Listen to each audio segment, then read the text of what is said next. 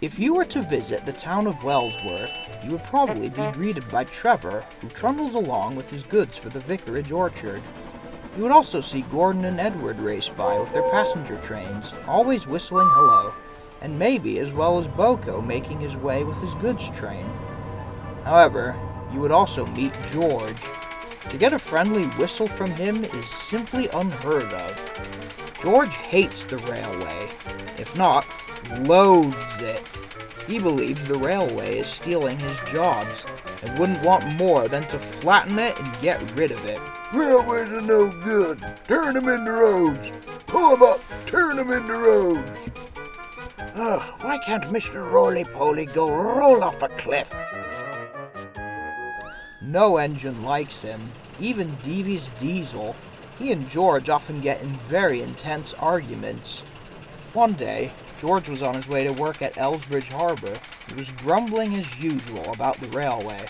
About halfway there, he came to a crossing with the gates closed. Boko was slowly making his way with a goods train. George grew more and more impatient.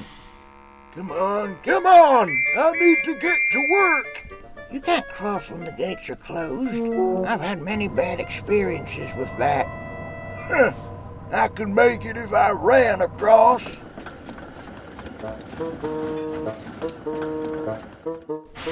When Boko had crossed, George snorted across the rails.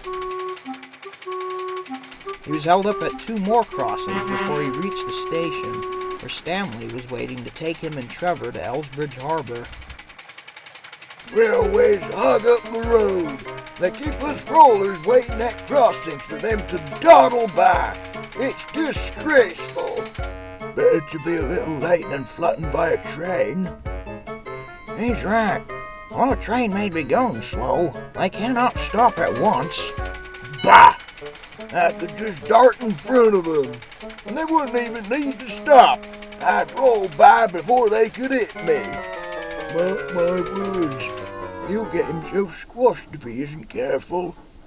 A few days later, the gates at the level crossing were broken and had to be fixed.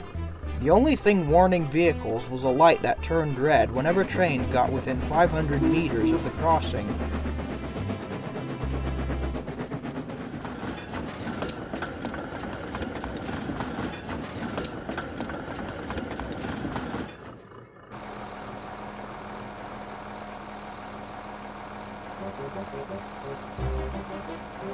When George came up, the light was red. He had to wait. Bulgy was in front of him. I hate crossings. Crossings can bite my shiny back metal wheels. Bulgy smiled. What you need to do in situations like these is live dangerously. What do you mean? Like this. And Bulgy shot forward across the tracks. He reached the other side just as Diesel flew by with his truck. Double-decker clodhopper!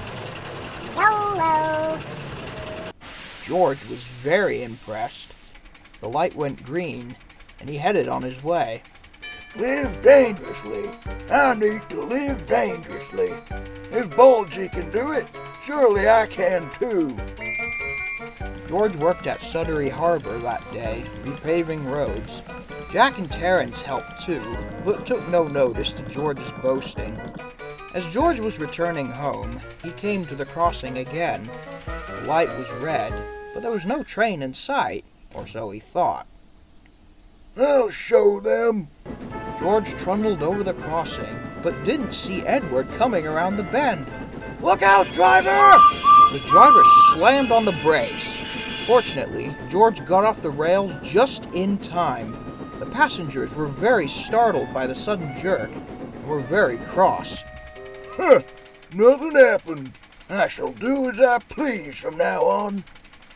Further down the line, George came to another crossing with no gates. Instead of stopping to look, he kept on going. Get out of my way, you wretched rolling pin! These wretched road vehicles! They think they're immortal! Oh. Later, Edward was talking with Henry about George. He must think that the rules don't apply to him. Isn't it obvious? He's an idiot. I'm just worried about the passengers. If I had hit him, not only would I have derailed, but my passengers could have been seriously injured. Or worse. That roller and that bus swank around as if they're immortal. They see me rolling, they hating. Oh, shut up, you filthy scoundrels! Hey, go easy on the trucks, man. Oh, look, there's Gordon. Apparently he had quite a bad experience with George, didn't you? Ha! I showed him who's the boss. I hope I will never have to do it again. George was feeling very pleased with himself and rattled up to another crossing. Trevor was behind him. Yeah, watch this, Trevor. That's enough of this crossing jumping. You're staying here until that train is gone. The driver's right, man. George was furious. He fumed as he waited and waited for Rosie to pass, which seemed like ages. She's taking forever. This is why you don't hold me up at a crossing. As soon as Rosie was gone, George fumed across the crossing. Railways are no good. Turn them into roads. Pull them up. Turn them into roads. Gosh, what a road rebel. The next day, George was back at Sudbury, rolling away at the ballast. He was about to move to another section when the foreman spoke to him. "We need some more ballast. There's a shipment ready at Wellsworth. Could you please go over there and fetch some?" So George headed off. Meanwhile, Gordon was rushing down the line at a tremendous speed. His passengers were having a lovely time, and Gordon was very pleased. Spencer may be faster, but I am the greatest.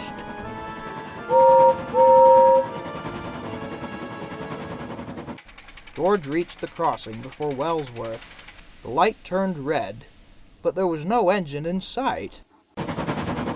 George waited and waited, but no engine came. He noticed that his driver wasn't paying attention. No one knows what happened next, but George somehow shot forward onto the crossing just as he heard Gordon's whistle. Then George's wheel got caught on one of the rails. His driver panicked. There was no use in trying to set George free, so the driver jumped out and ran for cover. What the? Oh no, not again! Help! There was no way Gordon could stop. An accident could not be prevented. Ow!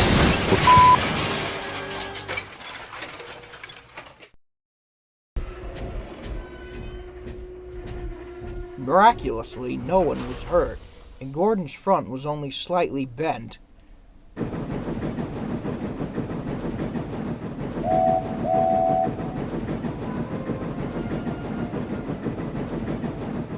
Oh my God! George, on the other hand, was wrecked. One half of him lay in the bushes, and the other, his cab, was up the hill. Well, I'm sure he's learned his lesson. He won't be darting crossings now. Just think, if he had been a few feet behind, he could have seriously injured or killed everyone. George's driver spoke to him. "Well, George, you know the rules are there for a reason.